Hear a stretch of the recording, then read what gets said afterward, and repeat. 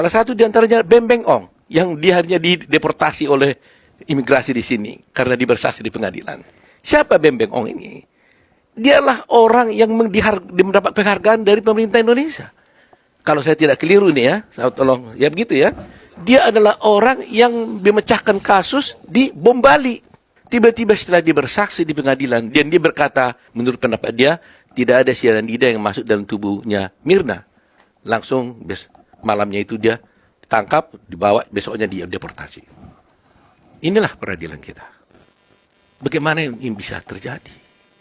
Nah inilah mungkin hal-hal seperti ini membuat para netizen itu menjadi tergerak hatinya gitu loh. Yang orang selama ini tidak tahu. Sedangkan perjuangan kita ini sudah luar biasa kita lakukan. Satu detailnya pun tidak ada saya lepaskan di situ. Sampai teringat ya Mas ya. Ini ada Bos Lam di sini. Waktu bersidang, sidangnya itu kan mulai pagi sampai malam. Kadang-kadang jam 2. Jadi ganti hari kadang-kadang. Waktu itu karena melelahkan, kemudian saya itu diare. Boleh dilihat masih ada jejak-jejaknya di TV itu. Jadi setiap berapa waktu saya ke belakang. Hampir 32 kali saya ke belakang diare. Tapi saya nggak bisa tinggal ke sidang. Bertahan. Habis selesai sidang kira-kira jam 10, jam 11, saya langsung ke rumah sakit. Sampai di rumah sakit, diambil darah, nggak bisa lagi, nggak ada cairan yang bisa diambil. Hanya dokter bilang harus diinfus dulu. Di situ saya dikasih 3 selimut, karena saya menggigil, saya pikir saya juga sudah mati. Akhirnya setelah diambil darah dari tubuh saya, diinfus, berapa menit baru bisa diambil contoh, baru dia kasih obat. Saya nginap 1 malam di situ. Kemudian besoknya pagi saya nggak ikut sidang. Waktu saya nggak ikut sidang, rame netizen waktu itu. Kemana Otto gitu. Dikira ada yang bilang, oh Pak Otto mundur dan sebagainya. Siang harinya, jadi belum berkali-kali, siang harinya, saya bilang sama dokter, dok, saya mau izin untuk sidang. Dilarang, kamu masih bahaya. Saya bilang, tolonglah, ini penting saksi saya. Karena saya bawa saksinya itu adalah dari Australia. Saya sudah janji sama dia, kan gitu. Akhirnya dibawa, dicabutlah infusnya, tapi itunya jarum masih di situ. Di lemnya, saya tutup dengan jubah saya. Habis dari persidangan, selesai malam, masuk ke rumah sakit lagi. Begitulah kita mau berjuangnya untuk kasus ini. Nah, sisi lain mungkin yang belum pernah diceritakan mungkin. Coba, orang bilang Jessica ini kan orang kaya. Tidak, Mas. Jessica ini orang biasa. Contoh ya, itu ada ahli yang dari Melbourne, namanya siapa lupa ya, dari Melbourne. Ada 3 kita ahli, satu dari Melbourne, ada dari sini, ada yang dari daerah mana? Beng Ong, nah kan? Nah, yang dari Melbourne ini tiba-tiba telepon saya. Pak Otto katanya,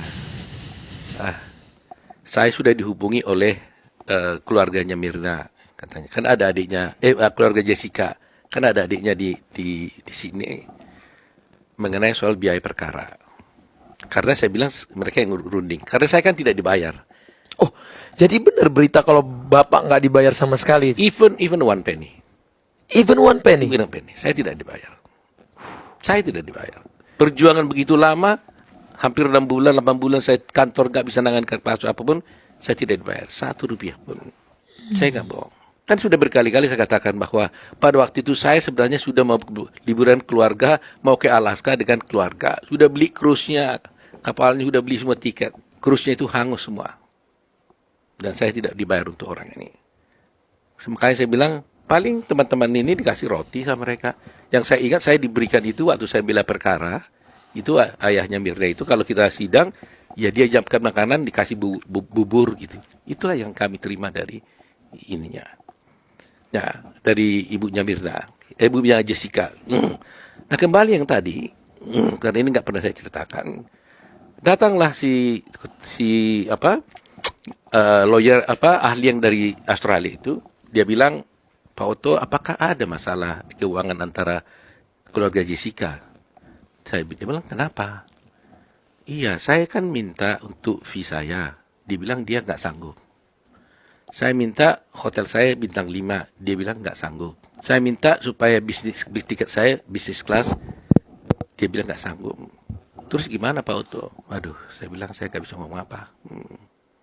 karena saya pun tidak dibayar, saya bilang. Terus dia bilang, "Are you sure?" Dia bilang, "Yes," saya bilang. "Sungguh kamu tidak dibayar?" "Iya." Terus dia bilang, "Kalau begitu, gak apa-apa." Dia bilang, "Saya akan bicara sama dia," katanya.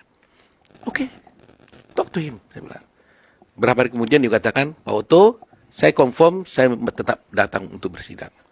Saya sudah bicara dengan anaknya, itu ada adiknya Jessica di sana. Saya cek apa yang terjadi. Dia bilang tidak lagi fee, tapi dia kasih hanya uang saku, nggak tahu 500 atau $1,000, nggak tahu uang sakunya. Tidak bintang 5, kita kasih hotel apa ya tuh? Ada hotel kecil lah, hotel Yang nggak berbintang lah Pak nggak ya. berbintang, ya nggak berbintang. Hanya diminta satu, tolong saya dikasih bisnis kelas, karena dia baru keluar rumah sakit patah kakinya. Makanya itu sidangnya ditunda karena dia patah kaki. Jadi dia harus kakinya lonjor itu. Itulah yang dibunuh. Jadi mereka pun itu sungguh-sungguh karena. Jadi saya bilang, kenapa you mau berjuang kakimu patah? Ini nggak boleh dibiarkan anak seperti ini dihukum, dia bilang. Harus dibela. Saya menyesal kenapa terlanjur lihat ini. Kalau tidak saya tidak capek, katanya. Tapi karena sudah saya lihat, saya nggak boleh tinggalkan ini, dia bilang. Jadi saya harus berjuang. Salah satu di antaranya Beng Ong, yang dia hanya dideportasi oleh imigrasi di sini karena dibersaksi di pengadilan.